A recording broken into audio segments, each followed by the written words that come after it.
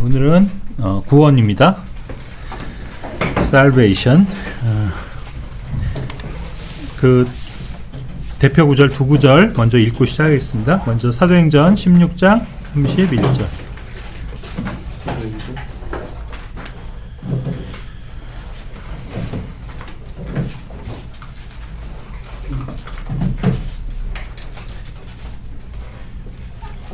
사도행전 16장 31절 소리 맞춰 읽겠습니다. 그러자 그들이 말하기를 주 예수 그리스도를 믿으라. 그리하면 내가 구원을 받을 것이요 너의 집도 그러하리라 하였더라. 그러자 두 번째 구절은 로마서 10장 9절 10절 시작. 내가 만일 너 입으로 주 예수를 시인하고 하나님께서 그분을 죽은 자들로부터 살리신 것을 너의 마음속으로 믿는다면 너는 구원을 받으리라. 이는 사람이 마음으로 믿어 의에 이르고 입으로 시인하여 구원에 이르게 되기 때문이라.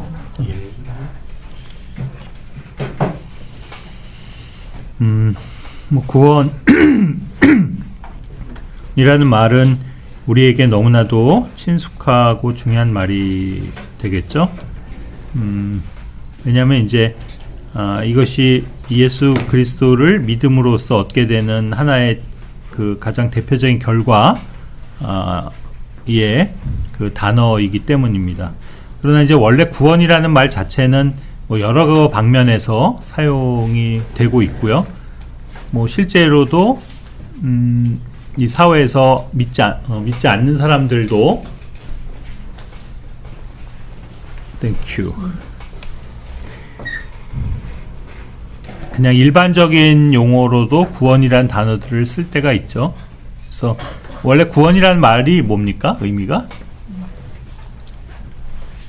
위험에서 구해주는 거. 그렇죠. 어떤 위험에 처한 사람을 구해주는 거죠. 구출해주는 겁니다. 예. 그러니까 이 구원이라는 단어의 대전제는 뭔가 위경, 위태로운 상황 속에 놓여 있다는 걸 전제로 하는 거죠. 그러니까 구원이 필요한 거겠죠. 우리가 그 빌딩에 불이 나서 사람들이를 구조해야 되는 상황에서 물론 이제 그런 때는 뭐 구조라는 말을 많이 쓰고 또 뭐 구출한다라는 표현도 쓰지만 역시 구원한다라는 것도 거기에 해당이 되겠죠. 심지어는 뭐 스포츠에서 야구 같은 데서 구원 투수라는 말도 있잖아요. 앞에 선발 투수가 실점해서 이제 저기 할 때 그를 구호해주는 역할을 하는 그런 면에서도 그런 단어를 쓰죠. 그래서 이렇게 다양한 의미로 사용이 되지만 이제 우리가 성경에서 말하는 이 구원은 그런 정말 하찮은 그런 것들을 의미하는 게 아니고 이거는 사람들의 운명을 좌우하는 그런 말이 되겠죠. 그러나 기본적으로는 어쨌든 성경에서 말하는 구원도 어떤 아주 위태로운 위기의 국면에서 사람을 건져낸다라는 의미를 갖고 있기 때문에 그렇다면 우리가 말하는 구원이라고 할 때 우리 요즘에 계속 반복돼서 이렇게 말씀 시간에 강조되었던 디모데전서 2장 4절에 하나님께서는 모든 사람이 구원을 받기를 원하신다고 그러셨잖아요. 그렇다면 모든 사람이 구원을 받아야 된다라고 한다는 의미는 뭐냐면 뭐가 전제되어 있는 거예요? 모든 사람이 구원 받아야 할 만한 어떤 위태로운 상황에 놓여 있다는 걸 뜻하는 거잖아요. 그러면 인간들이 즉 사람들이 왜 구원 받아야 돼요? 그러니까 어떤 위험에 처해 있는 겁니까? 죽음? 죽음의 위험에 처해 있어서 거기로부터 구원을 받아야 되는 거겠죠. 근데 그 죽음이 단순한 우리 육체 죽음을 얘기하는 겁니까?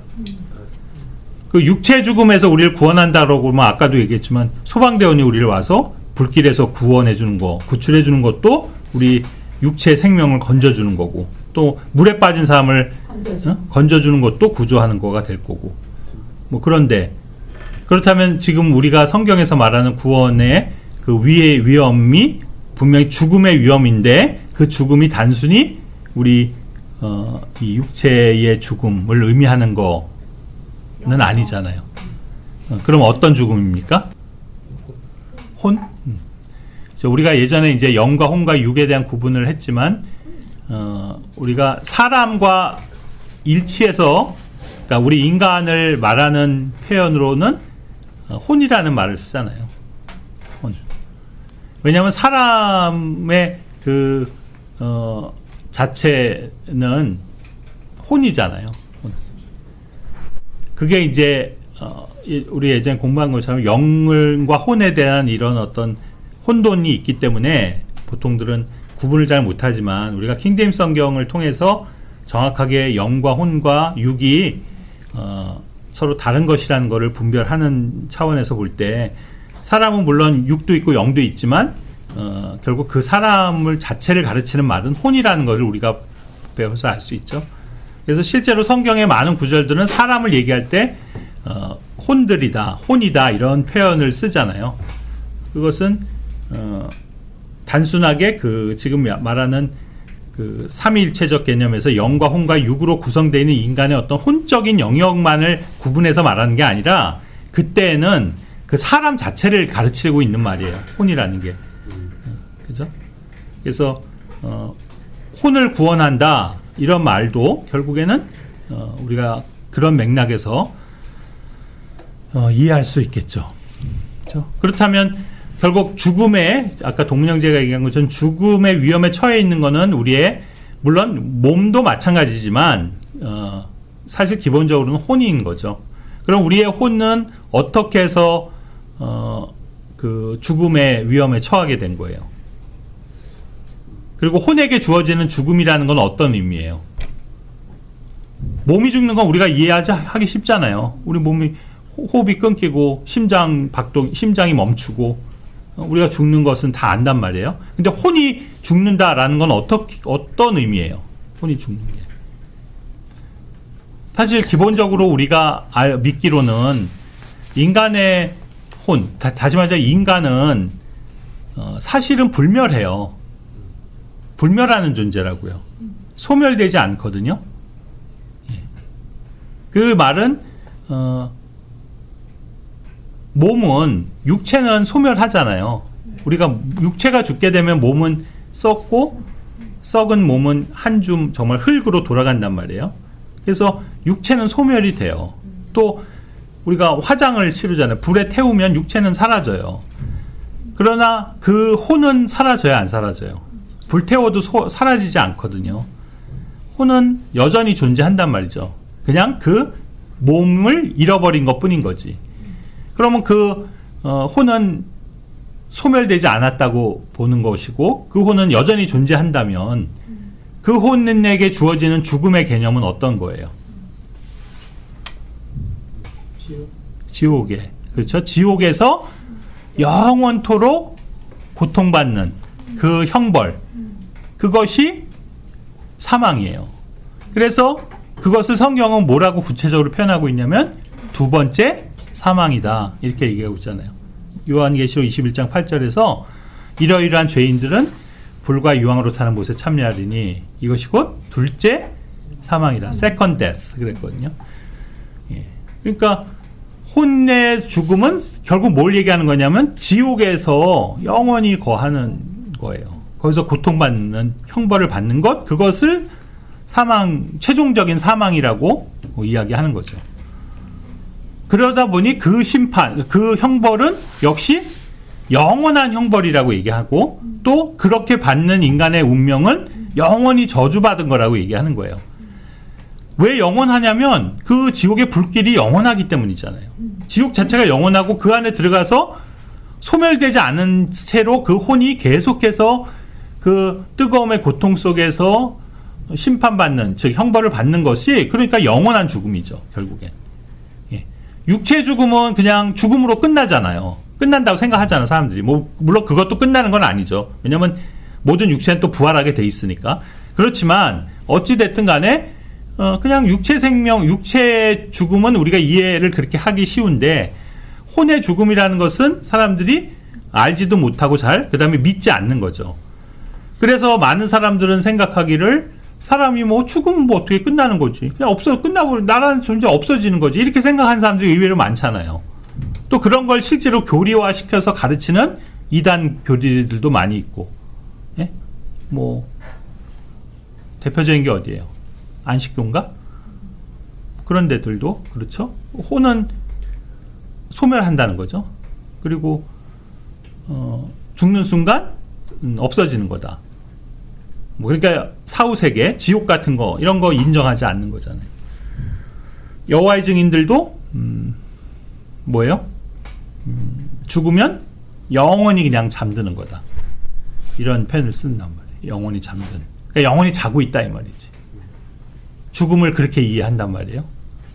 그러니까 그 사람들한테는 뭐 죽음이 그렇게 심각한 문제가 아닌 거죠. 그죠? 근데 그런 개념들이 이런 이교도 종교인들이나 또 세상 사람들 속에는 있어요. 실제로 그런 개념들이. 뭐 종교 여부를 떠나서. 그래서 왜 우리 사람들 죽으면은 장례 치를 때 그런 표현을 많이 쓰잖아요. 영면에 취해.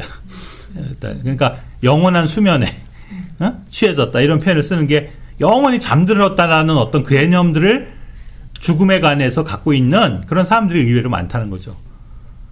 그러면 어떻게 되냐면 그냥 사람이 죽는 것이 물론 내 사랑하는 가족들과 이생에 그러니까 이승에 있는 사람들과 헤어진다라는 그런 슬픔은 있겠으나 뭐 그렇다고 해서 내 자체가 뭐 고통을 느끼고 그 후에 뭐 그런 거는 없으니까 별로 그것에 대한 심각성, 죽음에 대한 두려움도 없는 거죠. 바로 그것이 이제 마귀가 만든 교리들이란 말이에요. 그러나 성경은 그렇지 않다는 거죠. 성경은 사람이 결코 없어지는 것도 아니고, 잠드는 것도 아니고, 뭐예요? 죽음 이후에는 반드시 심판이 있고, 그 심판으로 말미암아서 지옥에 떨어지게 된다, 들어가게 된다라는 것을 얘기하고 있는 거거든요. 그러니까 먼저는 이것에 대한 인식이 있어야, 그렇구나. 그럼 큰일 났네? 나 어떻게 해야지 이 지옥의 형벌로부터 벗어날 수 있지? 나 어떻게 해야지 그 죽음으로부터 내가 구원받을 수 있지? 이 생각을 할 거 아니에요. 근데 이제 보시다시피 오늘날 많은 사람들은 그런 면에 대해서 그렇게 심각하게 받아들이지 않는 거죠. 그래서 이 구원의 문제를 뭐 그냥 우리가 예수 믿어서 구원받으셔야 됩니다라고 얘기를 하면 그냥 콧방귀를 치는 이유가 자기들이 위험에 처해 있다는 생각을 안 하는 거죠. 그것이 사람들이 이 구원이라는 단어를 특히 성경이 말하는 구원이라는 개념을 너무 하찮고 가볍게 여긴다고 볼 수 있는 거겠죠. 일단 자신들이 굉장히 위태로운 상황이 있다라는 거가 자각이 돼야 될 텐데 그게 안 되면은 예수님이 아무리 구원해주고 싶어도 그렇잖아요.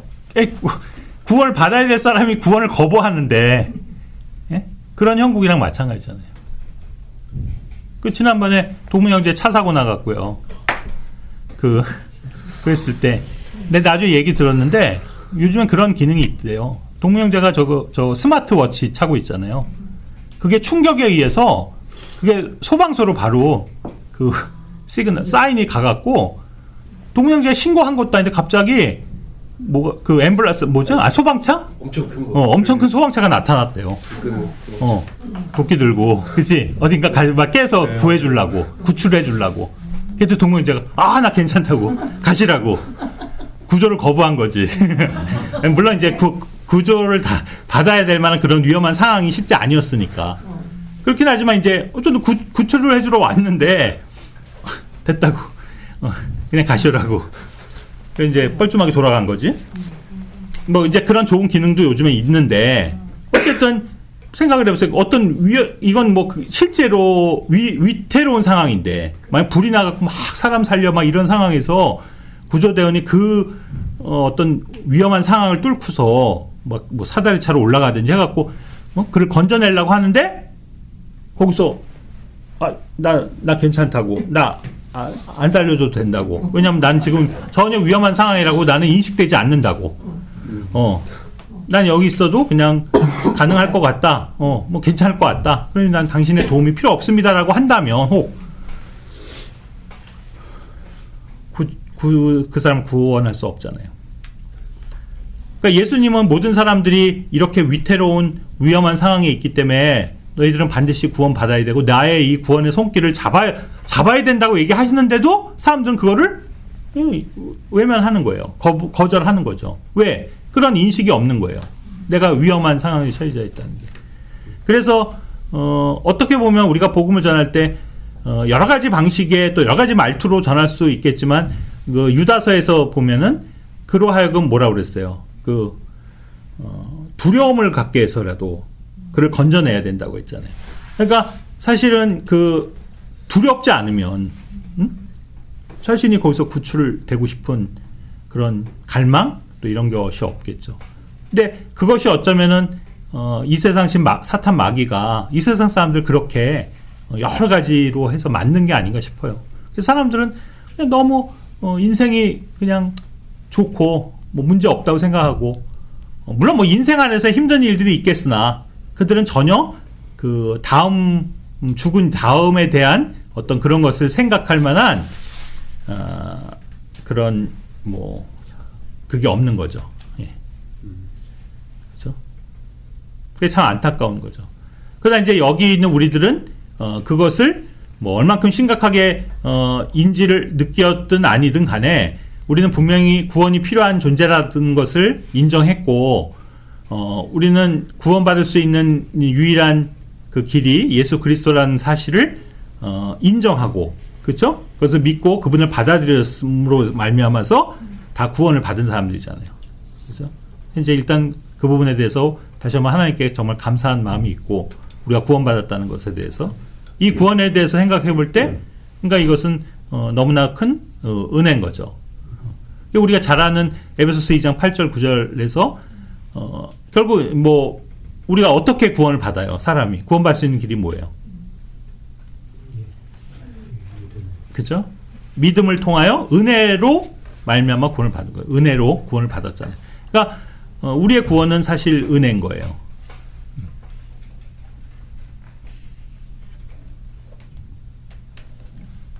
만약 우리가 아까 이제 이런 실제로 우리 어떤 신변의 그런 위험한 상황들 지금 여러 형제자매들이 지금 살아오면서 실제로 그런 경험들을 해보신 분들이 많이 있겠죠, 의외로.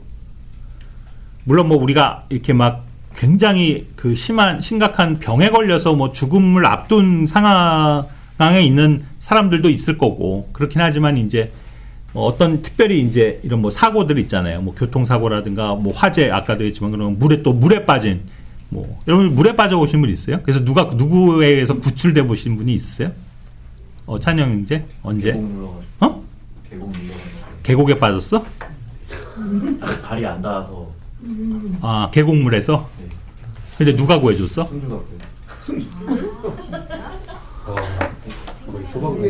승주가 구해줬어?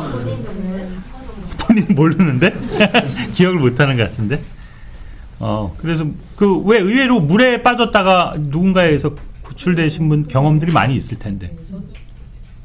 그래서 맞아요. 그런 경험이 있으신 분은 짧은 순간에 어떤 죽음의 공포 또 그런 것들 두려움들을 느껴보셨을 거라고요. 그랬는데 정말 누군가가 나를 건져줬으면서 다시 살아났을 때 그 감사함, 고마움이 얼마나 크겠어요. 그 우리의 혼이 마찬가지잖아요. 그런 위험한 상황으로부터 예수님께서 우리를 구원해 주신 거니까 얼마나 이것이 감사한 일이고 사실 그런 왜 경험이 있는 사람은 그 경험을 평생 잊지 못하잖아요. 그걸 잊어버린 사람 거의 아마 없을 거예요. 근데 우리들도 어쩌보면 우리가 구원받은 것을 그래서 우리는 그 이후로 평생 잊지 못하면서 그 순간을 기억하기도 하고 또 어쨌든 그렇게 구원받은 내 자신에 대해서 또 나를 구원해 주신 그 예수님에 대해서 늘 이렇게 감사하는 마음을 갖고 이제 살아가는 것이 아닌가 이제 그런 생각이 듭니다. 첫 번째 우리 제안해드린 구절에서 이제 사도행전 16장 31절은 너무나 유명한 구절인데 이제 사실 이 구절을 정확하게 번역하기가에 따라서 좀 오해할 수 있는 그러니까 옛날에 우리가 개역 성경 같은 경우는 주 예수를 믿으라 그리하면 너와 내 집이 구원을 받으리라 이렇게 너와 내 집을 먼저 묶어버려 갖고 딱 하니까 이게 동시에 일어나는 결과인 것 같고 마치 내가 믿으면 나만 구원받는 게 아니라 내 온 집안이 구원받는 것처럼 이런 착각을 줄 수도 있는 뉘앙스죠. 사실 이제 이거를 영어로 정확히 보시면 Believe on the Lord Jesus Christ and thou shalt be saved 그리고 컴마하고 and thy house 그래서 이렇게 구분을 해줬죠.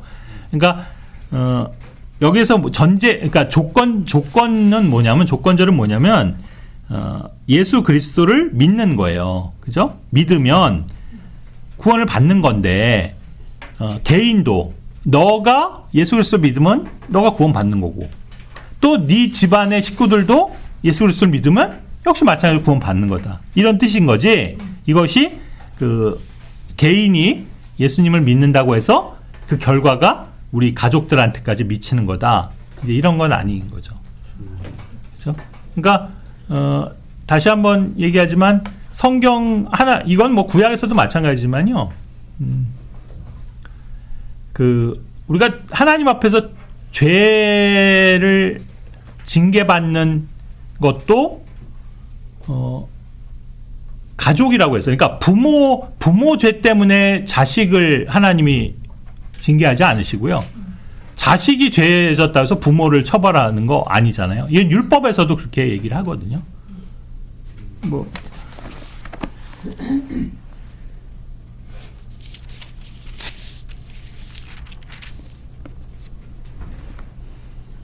열왕기하 14장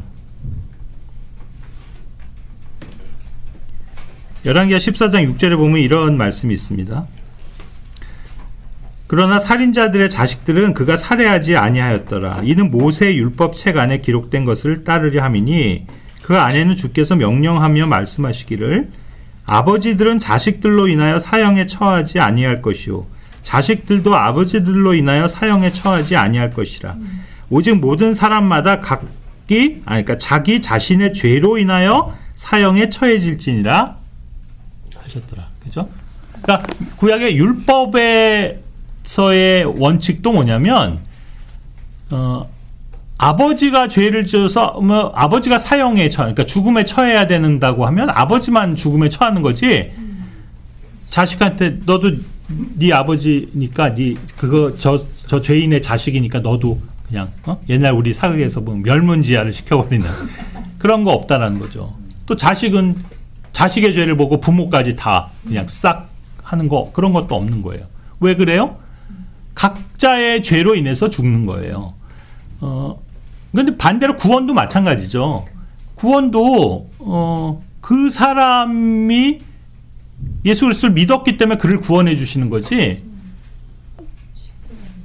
찬영이가 구원받았으니까 찬영이 부모도 형제도 그 가족들 다 구원해 준다? 그런 건 아니라는 거죠.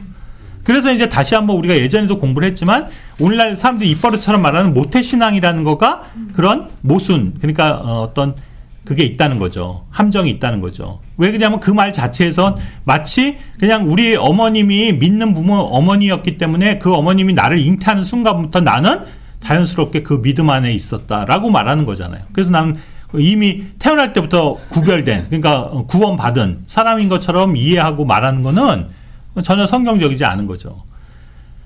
그가 구원을 받으려면 그 부모가 믿고 안 믿고의 여부하고 상관없이 그 사람도 믿어야 되는 거죠.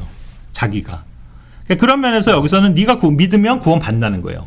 그 다음에 너의 가족도 믿으면 받는다는 거죠.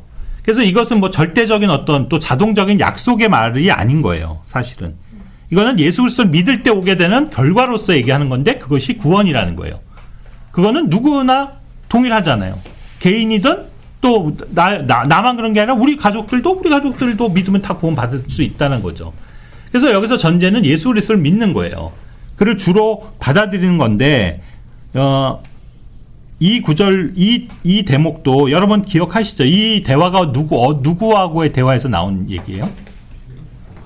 네, 빌립보 그 감옥을 지키던 간수의 질문에 대해서 지금 베드로가 답변하는 거잖아요. 근데 그 질문을 보세요. 원래 질문은 뭐냐면 30절에 선생들의 제가 구원받기 위하여 무엇을 해야만 하나이까 그랬거든요.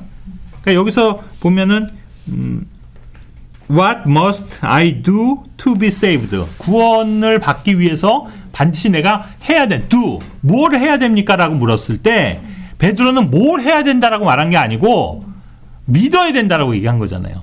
그죠? 이것이 바로 우리가 믿음을 통해서 구원받는 것에 대한 정답이에요. 우리는 무엇을 행해서 구원받는 게 아니에요. 우리는 그냥 예수 그리스도를 믿음으로써죠. 근데 이제 그 예수 그리스도를 믿는 것도 우리가 이미 공부한 내용인데 지난번에 그 they said believe on the Lord Jesus Christ 그랬잖아요. 여기 보면 believe on이에요. 그러니까 believe on이라는 것은 그때 설명드렸죠. believe in과는 차이가 있다. 그러니까 believe in은 어떤 존재의 여부를 믿는 것이라고 한다면 believe on은 그 믿음을 완전히 그 사람한테 두는 거예요. 그 on이라는 전치사 생각하시면 돼요. 그 사람 위에다가 believe를 그냥 다 놓는 거예요. 그래서 이거는 전적으로 신뢰하는 걸 의미한다는 거죠. 그러니까 예수 그리스도를 전적으로 신뢰하는 것, 그런 믿음을 얘기하는데 여기서도 그래서 명확하게 더 분명하게 제시하고 계시는데 그냥 예수님을 믿으라고 한 게 아니에요. 또 예수 그리스도를 믿으라고 한 게 아니라고. 주 예수 그리스도를 믿으라는 거예요. Lord Jesus Christ. 이것이 되게 중요한 의미를 갖고 있다는 것은 선생님들이 아시나요? 아시죠? 예. 그러니까 예수님의 이름에서 오는 것도 되게 큰 우리가 의미의 차이가 있어요.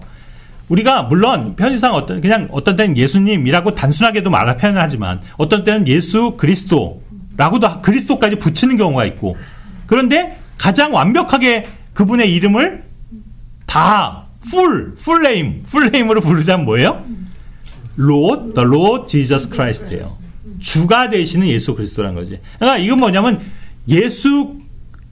예수님이라는 말은 지저스라는 말은 뭐예요? 원래 인간으로 오신 하나님의 이름이잖아요. 그죠? 그냥 그분의 이름이에요. 근데 거기에 크라이스트가 붙었다는 건 뭐냐면 크라이스트는 뭐예요? 그리스도라는 뜻. 그리스도는 곧 구약적인 의미는 기름 부은 자라는 건데 구원자라는 뜻이거든요. 예? 그러니까 유대인들의 표현은 메시아거든. 그들의 구원자를 기다렸잖아요. 그러니까 구원자로서의 예수님이란 뜻이에요. Jesus Christ. 그러니까 유대인들은 복음서에서 우리가 발견한 그 예수님을 믿지 못한 많은 그 바리새파 사람들이라든가 종교인들이라든가 그 당시 유대인들의 실패는 뭐냐면 예수님에 대해서 대단하게 생각하고 예수님이 뭐 놀라운 기적들을 행하고 이런 거에 대해서 참 놀라긴 했지만 그분을 그리스도로 인정을 못한 거예요. 자기들의 메시아로 인정을 못한 거잖아요. 그죠? 그냥 단순히 그냥 훌륭한 예수님, 또 뛰어난 예수님.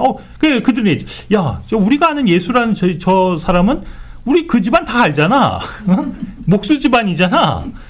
그리고 뭐 나사렛에서 난 거 다 아는데 나사렛 출생인데 나사렛에서 무슨 선한 게 나오겠어? 이건 뭐예요? 철저하게 그냥 육신적인 예수님에 대한 인식이잖아요. 거기에서 결국 그 예수님이 그리스도라는 걸 깨달아야 됐다는 거지. 그래서 이제 그걸 깨달은 사람들은 뭐냐면 예수님이 단순히 그냥 지저스, 예수님으로서 끝나는 게 아니라 그 뒤에 반드시 크라이스트라는 이름이 붙는 거죠. 근데 성경 거기서 끝이 아니에요. 구원자로서의 끝이 아니라 그 구원자이신 분이 누가 돼야 돼요? 주님이 돼야 되네. 내가 주로 고백할 수 있어야 되는 거죠. 그래서 Lord이라는 단어가 붙는 거예요.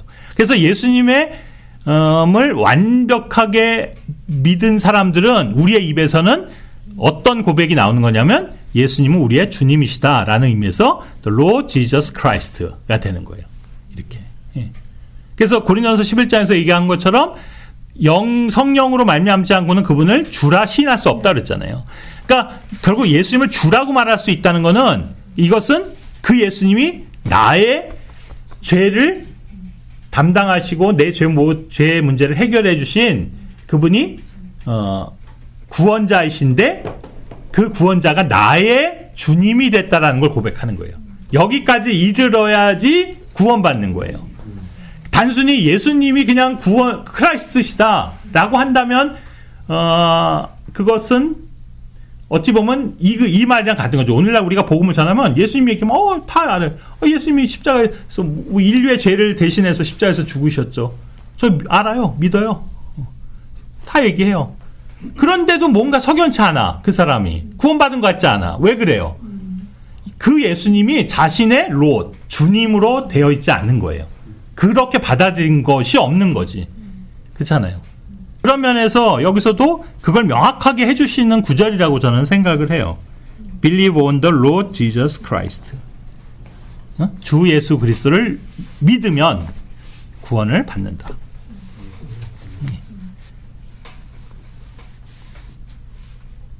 바로 이 경험을 한 사람들이 여기 있는 우리들 아니겠습니까? 그래서 이것은 believe on 믿음에 관한 신뢰에 관한 문제였지 우리가 무엇을 행한 것이 아니었다. doing이 아닌 거죠. doing이. 그래서 이 간수는 처음에는 자신이 뭔가를 해야 된다라고 생각을 했기 때문에 그렇게 질문을 했는데 결국 대답은 뭐였어요? 아니야, 예수 그리스도를 주로 믿으라는 거였어요. 그래서 그는 믿었죠. 그리고 자기만 믿은 게 아니고 그것을 자기 가족에게까지 인도해서 그 온 가족이 다 믿어서 정말로 그 온 집안이 가족이 다 믿고 구원받는 그런 놀라운 일이 일어난 거죠. 그래서 이제 우리가 지금 말하는 이 신학적 의미에서의 구원은 아까도 말씀드렸죠. 우리 정확하게 표현하면 혼의 구원을 말하는 거예요. 혼의 구원. 단순히 우리 생명이 위태롭다든가 우리가 몸이 어떤 위험한 상황에서 구출을 받는 그런 정도의 개념의 것을 구원이라고 얘기하지 않죠. 그런 구원의 개념은 구약에도 있는 거잖아요. 아마도 이 구원이라는 단어가 제일 먼저 사용된 데가 창세기 19장 19절일 거예요. 그때 바로 뭐냐면 롯이 얘기했거든.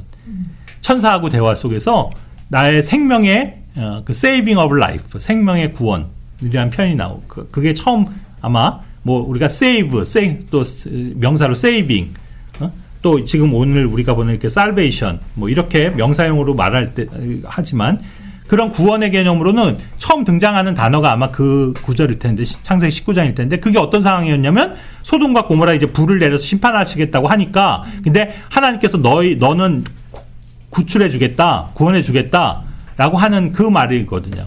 그럼 거기서 롯이 구원받은 게 혼이 구원받은 거예요? 아니잖아요. 그는 실제로 불이 떨어진 그 위험한 상황에서 자기와 가족들을 다 데리고 그 성을 막 급히 탈출함으로써 생명을 보존하는 그 구원을 얘기하는 거잖아요. 아까 얘기했죠. 우리 불난 집에서 구출되는 거랑 똑같은 상황이라고요. 그건 육체의 생명을 보존하는 거니까. 그러나 신약에서 지금 말하는 거는 뭐예요? 그 구원이 아니라 아까 했지만 지옥의 그 형벌로부터 우리 혼이 건짐을 받는 그 구원을 얘기하는 거예요. 그래서 우리의 구원은 혼의 구원이에요. 혼의 구원이라고 말하는 게 뭐예요? 바로 베드로전서 1장 9절이죠. 베드로전서 1장 9절을 어느 분이 한번 찾아서 읽으실래요? 너희 믿음의 결과 곧 너희 혼들의 구원을 받았기 때문에. 예, 믿음의 결과가 뭐예요? 구원인데 뭐의 구원이에요? 너희 혼들의 구원이다. 우리 혼의 구원이에요. 이것이 믿음의 결말이에요. 결론이죠. 아까 에베소서 2장 8절에서 뭐예요? 믿음을 통하여 구원을 받는 거잖아요. 그러니까 믿음의 결과로서 우리에게 이 구원이 주어진 거죠. 그래서 이제 거기 에베소서 2장 9절에서는 그것이 행위에서 난 것이 아니다. 행위하고는 또 선을 딱 긋잖아요. 그건 믿음을 통해서 오는 거예요, 구원은. 그래서 우리는 믿음을 통해서 우리의 혼의 구원을 받았어요. 그러면 우리의 혼만 구원받은 걸로 끝나는 거예요? 그건 아니죠. 우리 몸도 어떻게 돼야 될 거 아니에요. 우리 몸도 구원을 받아야 되죠. 그래서 몸의 구원도 얘기하고 있는 거죠, 성경은. 근데 몸의 구원은 언제 이루어져요? 우리가 예수 그리스도를 우리의 주님으로 믿고 받아들인 그 순간에 우리 몸이 구원받은 거예요? 아니, 그건 아니죠. 그러면 우리 구원은 언제 이루어져요? 그렇죠. 우리를 부르실 때, 휴거와 부활의 사건 때 우리의 몸까지도 완전한 몸으로 이제 변화되는 것, 부활하는 것을 몸의 구속이라고 표현하고 있어요. 어디에요? 로마서 8장 29절. 그죠? 어느 분이 한번 찾아주시겠어요? 아니, 8장 23절. 그리고 그들뿐만 아니라 성령의 첫 열매들을 소유한 우리 자신도 그러하니 바로 우리 스스로도 우리 자신 안에서 신음하며 입양을 기다리고 있으니 곧 우리 몸의 구속이라. 우리가 기다리고 있는 건 몸의 구속인 거예요. 그러니까 여기에는 이제 시차가 발생했죠. 우리가 혼의 구원과 몸의 구속에는 시차가 있어요. 근데 이것은 자동이에요.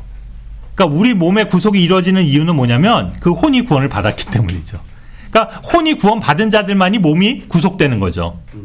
그러니까 이거는 조건절이 아니에요. 우리가 혼이 구원 받았다고 해서 해야만 그 다음에 그 후에 의해서 어떤 것들이 과정이 있거나 그것을 충족해야지만 몸의 구속을 받는 게 아니고 우리는 혼의 구원을 이미 받은 자들이기 때문에 몸의 구속도 반드시 이루어지게 되어 있는데 자동으로 그렇게 되게 되어 있는데 아직 그 시점이 오지 않았기 때문에 그걸 기다리고 있는 것뿐인 거죠. 그러니까 이제 이 사회 안에서 어떤 그 갭이 발생하는 거죠. 그래서 이것은 구원의 어떻게 보면 순서예요. 그러나 그럼에도 불구하고 우리는 이미 완료형으로 구원 받았다라고 얘기하는 거예요. 할 수 있는 거죠. 왜요? 이미 혼의 구원을 받았기 때문에. 혼의 구원을 받아서 우리 몸도 구원을 받게 되어 있는 거예요. 여기에는 변수가 없어요. 절대로. 이해 가시죠? 변수가 없는 거죠. 마치 구원받지 못한 혼들이 무조건 지옥에 가게 되어 있는 건 자동이잖아요. 그들도 아직 지옥에 가진 않았어요. 그러나 가게 되어 있다고. 거기에도 변수가 없어요. 그걸 뒤바꿔 놓을 수 있는 어떤 것이 작용할 수 있는 게 없다는 거죠. 이제 반대로 우리는 구원받은 혼들인 우리 그리스도인들은 이제 몸의 구속 받을 날을 기다리는 거죠. 예. 그것이 예수님께서 우리를 부르시는 그날이 될 거고, 그래서 우리가 그날을, 그 순간을 우리는 복된 소망이라고 부르는 거고, 영광의 순간이라고 부르는 거고, 그 다음에 환희의 순간이라고 부르는 거예요. 환희. 그래서 휴거를 우리는 환희의 사건이라고 말하잖아요. 다른 말로. 휴거를 다른 말로 환희라고 그래요. 여러분 환희라는 말 들어봤어요? 환희? 영어로 주빌리? 응? 로아? 알지? 체리 주빌레가 아니고 주빌레. 응? 그게 그 뜻이에요. 환희. 기쁨. 응? 기쁨의 가장 어떻게 보면 최정점을 표현하는 단어죠. 우리가 그 즐거움이나 기쁨을 다 표현하는 단어들 중에서 최고의 절정으로 말하는 게 바로 환희예요. 환희. 그 환희의 순간이 결국 뭐냐면 그리스도인들에게는 몸이 변화되는 순간인 거죠. 그러니까 이 순간이 얼마나 기다려지는 거예요. 휴거가. 그리고 그때 왜냐면 우리 몸의 구속이 왜 우리가 정말 간절히 기다려지는 거예요? 바로 여러분들이 다 느끼고 있는 이유 때문이에요. 지금 우리 몸이 불완전하기 때문에 오는 그 모든 고난들, 그죠? 그 고통들, 그 연약함들, 그 죄로 인해서 그 투쟁해야 되는 그 어려움들, 이게 다 구속받지 못한 몸으로 인해서 오는 문제잖아요. 그래서 이 몸을 생각하면 사실 참 비참한 거예요. 지금 우리는. 그러니까 바울도 비참한 사람이로다 나는. 응? 그랬잖아요. 이건 정말 우리에게 수많은 문제를 불러일으키고 있거든요. 그래서 우리는 이 몸의 구속을 간절히 기다리는 거예요. 그것이 휴거를 기다리는 이유가 되겠죠. 어쨌든 우리는 우리의 구원은 그래서 이미 이루어진 나 마찬가지이기 때문에 이루어진 거기 때문에 완료형으로 얘기하는 거예요. 우리는 구원받아 있는 상태예요. We are saved. 그죠? 네, 구원받은 거죠. 몸도 이제 구속될 거고. 그리고 이제 영은 어떻게 됐다 그랬어요? 우리 공부한 대로 다시 태어났다 그랬잖아요. 새로운 영으로 다시 태어난 거예요. 그게 새로운 피조물이에요. 그러니까 우리는 새로운 영을 갖고 있죠. 이제는 몸의 구속만 남은 거예요.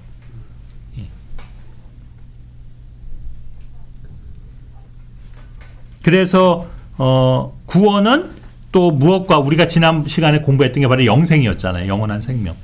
영원한 생명이 곧 구원이에요.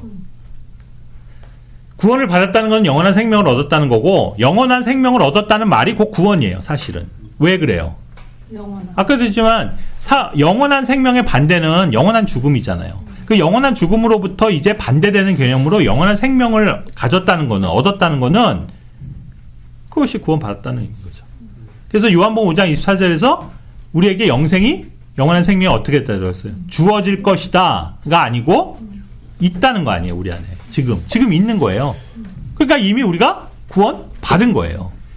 그래서 우리는 구원 받을 거다라고 얘기하지 않는 거예요. 예수님 믿었기 때문에 구원 받을 거예요가 아닌 거죠.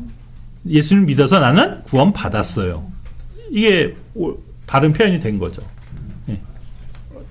다시 반복하지만 몸의 구속이 아직 일어나지 않았음에도 불구하고 우리는 구원 받았다라고 얘기하는 거예요. 그리고 이미 우리는 영생을 가지고 있다라고 얘기하는 거죠. 그 생명이 하나님의 생명이잖아요. 하나님이 어떠신 분이에요? 죽음이 있는 분이에요? 죽는 분이 아니잖아요. 영원하신 분이잖아요. 그분의 생명이니까 영원한 생명이죠. 그러니까 영생이지. 그 영원한 생명을 우리 안에 주셨으니까, 선물로 주셨으니까 우리는 이미 구원 받은 자들이다. 이렇게 말할 수가 있을 겁니다.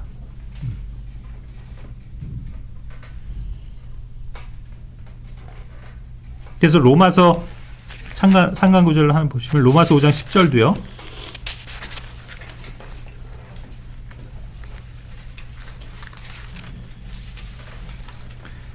그런즉 이뿐만 아니라 우리 주 예수 그리스도를 통하여 우리가 또한 하나님을 즐거워하느니라. 그분으로 10절.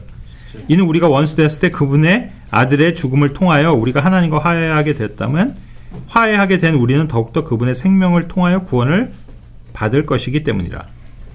그분의 생명을 통해서 여기선 구원 받을 것이다 라고 얘기하잖아요. 그러니까 우리 안에 있는 생명은 이미 하나님의 생명, 영원한 생명이잖아요. 그렇기 때문에 비록 아까도 했지만 우리의 몸의 구속이 일어나지 않았고 또 우리가 그전에는 한 번쯤은 이 몸의 죽음을 경험할지도 몰라요. 그죠? 우리가 죽을 수도 있잖아요. 그럼에도 불구하고 우리는 뭐예요? 그 모든 것에서부터 건짐을 받은 사람들이라는 거예요. 그래서 더 이상 우리들에게 있어서는 육체의 죽음도 그것이 죽음으로서의 의미가 아닌 거죠. 예. 그래서 진짜로 아까 했지만 죽음을 잠자는 거에 표현할 수 있는 사람은 우리 믿는 자들인 거죠. 안 믿는 사람들이 아니라 뭐 그들이 영원한 그 수면에 영원한 안식에 들어가고 뭐 잠을 잔다, 영면에 취해졌다가 아니라 오히려 우리들이야말로 그래서 육체 죽음도 죽는 게 아니라 죽는 거라고 표현하지 않고 성경은 우리가 자고 있다라고 표현하는 거잖아요. 그래서 우리보다 먼저 잠든 자들 누구예요? 그리스도 안에서 우리보다 먼저 죽은 성도들 얘기하는 거죠. 우리는 그냥 죽은 성도라고 표현을 하지만 교리적으로는 그들이 죽은 게 아니라 그들은 잠자는 거라는 거예요. 왜? 다시 깰 거니까. 그 죽은 자와 잠자는 사람의 차이가 뭐예요? 여러분. 여기 이렇게 몸이 이렇게 누워 있어. 근데 다 눈 감고 미동도 없어. 근데 한 사람은 죽은 사람이고 한 사람은 자는 사람이에요. 예. 그래서 얼핏 어느 순간 보면 그냥 이렇게 외관상 볼 때는 구분이 안 갈 수 있잖아요. 죽은 건지 자는 건지. 물론 이제 한참 쳐다보면 자는 사람들은 미동이 있겠지. 자다가도 움직이니까. 그러나 사실 죽은 거나 자는 거나 아무것도 할 수 없는 건 똑같단 말이에요. 그럼에도 불구하고 엄청나게 큰 차이가 있잖아요. 뭐예요? 하나는 생명이 있고 하나는 생명이 없는 거라고요. 죽은 사람이랑 잠자는 사람을 어떻게 같은 것으로 우리가 이야기할 수 있어요? 결국 뭐예요? 생명의 차이인데. 그러면 그것이 어느 순간에 가서 그 생명이 탁 드러나요. 잠자는 사람은 툭 치면 깨잖아. 그거 딱 일어난다고요. 깬다는 거예요. 일어나지. 그러나 죽은 사람은 아무리 차도 안 일어나죠. 그게 죽음과 자는 것의 차이잖아요. 그러면서 볼 때 정말로 우리가 죽더라도 잠들었다 이렇게 표현할 수 있는 사람은 우리 믿는 사람들인 거예요. 그래서 우리는 그런 믿음과 소망이 있는 사람들이기 때문에 우리 성도들은 먼저 죽은 자들에 대해서 그렇게 슬퍼하지 않잖아요. 그죠? 여러분들 우리 가족들 가운데 우리 몇 년 전에도 우리 아버님도 소천하셨고 또 얼마 전에 김성준 형제님도 소천하셨고 많은 사람 우리 가까운 그런 성도들이 먼저 주님께 간 분들이 있는데 그래서 우리가 이제 장례도 치르고 이럴 때 보면 그리스도인들은 큰 차이가 뭐냐면 물론 슬프긴 해요. 근데 그 슬픔은 좀 달라요. 뭐 때문에 슬픈 거예요? 그냥 그렇지. 그냥 인간적인 슬픔이 있는 거죠. 그거는 당연히. 우리가 헤어졌다는 게 아니 우리가 살아있는 상태에서도 예를 들어서 만약에 로아가 유학을 간다고 그래갖고 공항에 나갔는데 이제 가는데 앞으로 이제 1년 후에나 볼지 2년 후에나 볼지 모른다고 하면 공항에서 막 펑펑 울잖아. 막 안기도 하고 슬프잖아요. 사람 헤어지는 건 슬픈 게 맞는 거죠. 그러니까 그런 의미에서는 슬픈 거죠. 그러나 그렇다고 그래서 안 믿는 사람들은 뭐라고 그래요? 아이고 이제 언제 오나 언제 오긴 못 오지 그 사람들은. 그러니까 그 사람들은 통곡을 하잖아요. 통곡. 근데 그리스도인들은 통곡은 안 해요. 그냥 슬퍼서 그래 그냥 눈물도 흘릴 수 있고 그냥 슬픈 마음 속에 잠겨는 있을 수는 있지만 누가 죽었다고 그거를 갖다 막 완전히 무슨 막 세상 절단난 것처럼 그렇게 막 울고 통곡하고 하진 않잖아요. 왜 그래요? 우리는 그냥 잠시 헤어지는 거거든. 그 소망이 있단 말이에요. 그 소망은 어디서 오는 거예요? 이 믿음에서 오는 거거든요. 그러니까 우리는 죽음에 대한 태도도 다른 거죠. 그래서 어떤 경우들은 우리가 크리스찬들의 장례를 치르는 곳에 가보면 거기에는 눈물과 울음이 있는 게 아니고요. 거기는 오히려 막 감사함이 있고 기쁨이 있고 저는 실제로 그런 거를 직접 본 적은 없지만 예전에 얘기를 들어보면 어떤 크리스찬들 그 장례식장에서는 오히려 웃고 막 찬송하고 이런 장례를 치렀다는 얘기도 들은 적이 있거든요. 사실 그게 맞겠죠. 이것이 바로 이제 이 구원받은 사람들과 구원받지 못한 사람의 차이라고 생각을 합니다.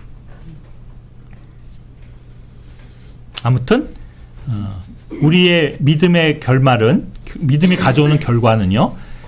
성경에서 우리가 예수 그리스도를 우리의 아까도 했지만 구주로 주님으로서 믿고 받아들이는 순간 일어나는 결과들이 아마 수십 가지가 될 거예요. 그죠? 수십 가지죠.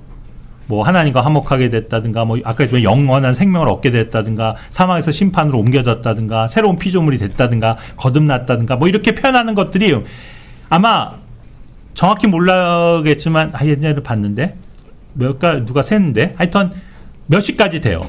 그죠? 38가지인가 보다. 그런데 그 중에 첫 번째로 꼽는 게 우리가 항상 뭐예요? 구원받았다는 거잖아요. 물론 그 중에 하나이긴 하지만 그게 꼭 어느 게 먼저고 이런 건 아니지만 더 중요한 건 아니지만 결국 예수님을 받아들일 때 일어나는 놀라운 결과들이 많이 있는데 그 중에 이 구원이 있는 거잖아요. 그래서 우리는 구원받았다. 이걸로 어떻게 보면 우리의 모든 감사는 충분한 거예요. 그거 하나로도.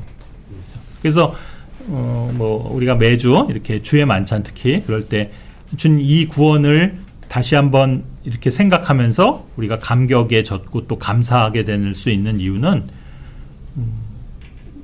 다른 것들이 아니고 이 구원받았다는 거 하나만으로도 우리는 충분하고 굉장히 큰 거죠. 그렇죠? 그래서 다 형제자매들한테도 그런 구원의 감사함이 있으리라고 믿습니다. 뭐 구원에 관련해서 질문이나 아니면 뭐 나누고 싶은 내용 있으세요?